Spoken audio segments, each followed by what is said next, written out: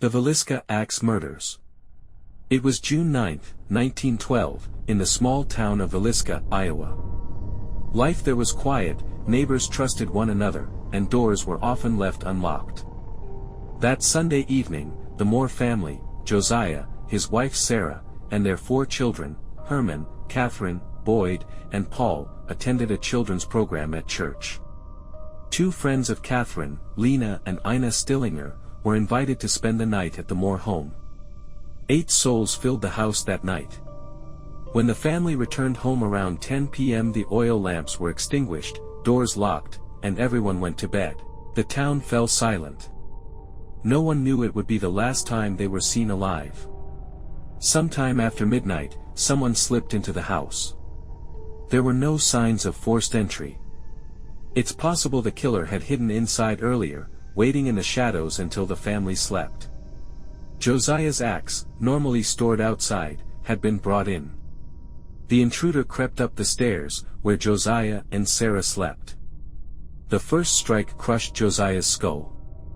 Sarah died moments later.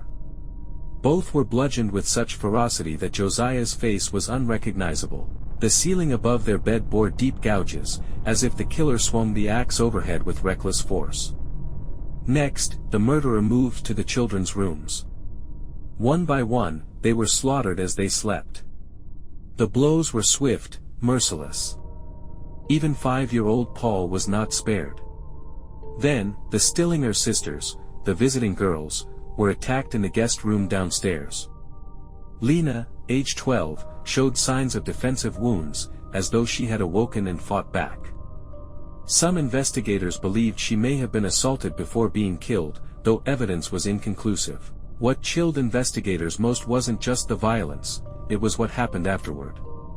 Every victim's face was covered with clothing or sheets, as though the killer couldn't bear to look at them. Every mirror in the house was draped with cloth. A plate of food sat on the table, untouched, suggesting the killer tried to eat but lost the appetite.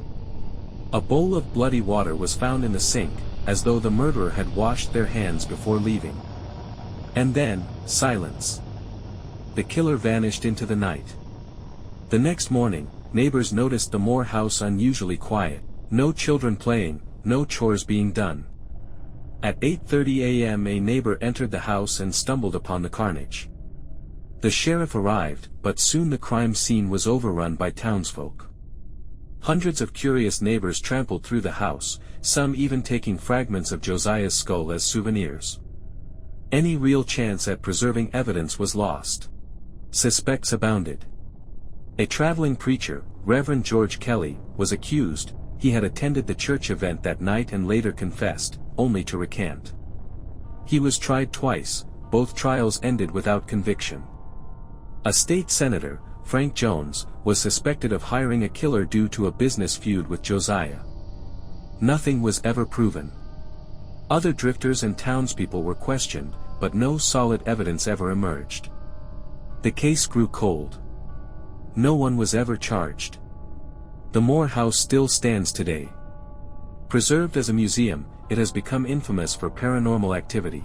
Visitors report footsteps pacing the floors. Children's voices whispering in empty rooms. Doors creaking open on their own. Cold spots that freeze the skin.